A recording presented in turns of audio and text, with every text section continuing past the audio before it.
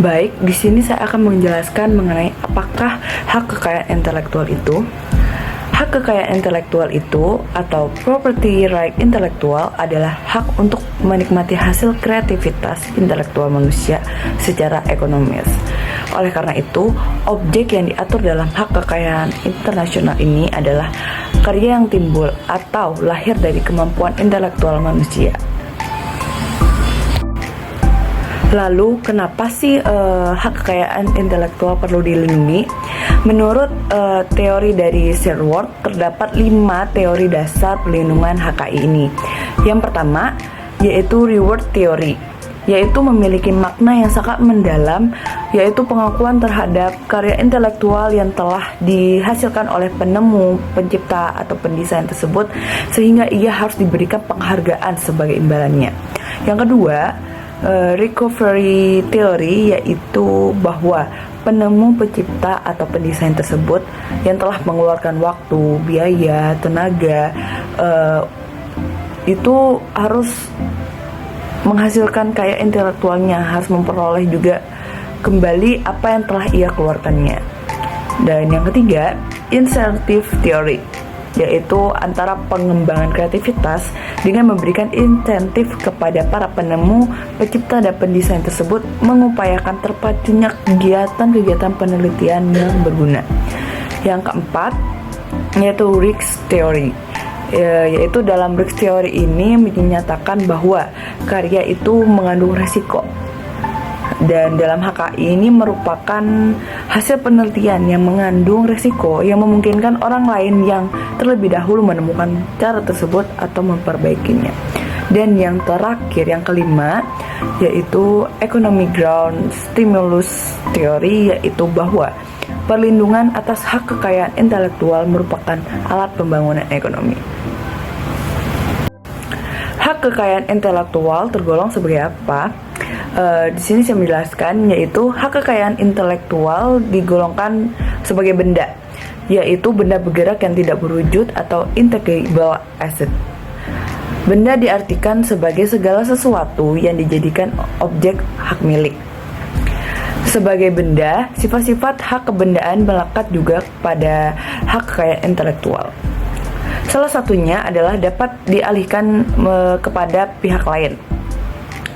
Pengalihan HKI ini mengacu pada pengalihan benda bergerak, yaitu dapat dilakukan secara langsung atau hand to hand, atau berpindah dari tangan yang satu ke tangan yang lainnya, tidak melalui proses balik nama. HKI ini dapat dialihkan melalui jual beli, pewarisan, hibah, ataupun perjanjian. Salah satu jenis perjanjian untuk mengalihkan hak kekayaan intelektual ini adalah perjanjian lisensi. Lisensi diartikan sebagai salah satu bentuk pemberian izin untuk memanfaatkan hak kekayaan intelektual ini menjadi milik pihak lain melalui pembayaran royalti. Perjanjian lisensi dapat bersifat eksklusif dan non-eksklusif.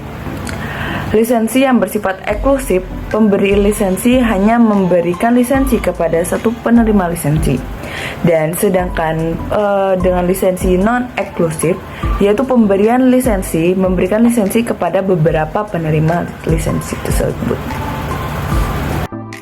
Istamar Satrio Wibowo ini akan melanjutkan terkait pembahasan hak kekayaan intelektual.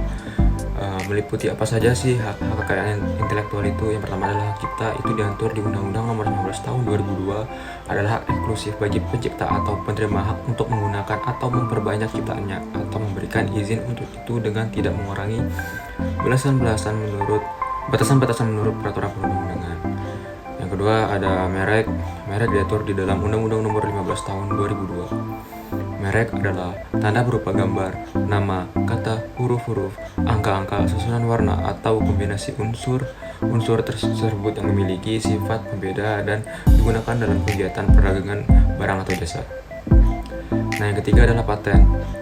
Diatur di dalam Undang-Undang Nomor 14 Tahun 2001 adalah hak eksklusif yang diberikan oleh negara kepada investor atas hasil invensinya di bidang teknologi yang selama waktu tertentu melaksanakan sendiri invensinya atau memberikan persetujuan kepada pihak lain untuk melaksanakannya. Lalu yang keempat adalah desain industri. Desain industri diatur dalam Undang-Undang Nomor 31 Tahun 2000, yang dimana dimaksudkan adalah kreasi bentuk, konfigurasi, komposisi, garis, warna, atau gabungan semua hal tersebut yang terbentuk 3 dimensi. Kelima adalah desain tata letak sirkuit terpadu.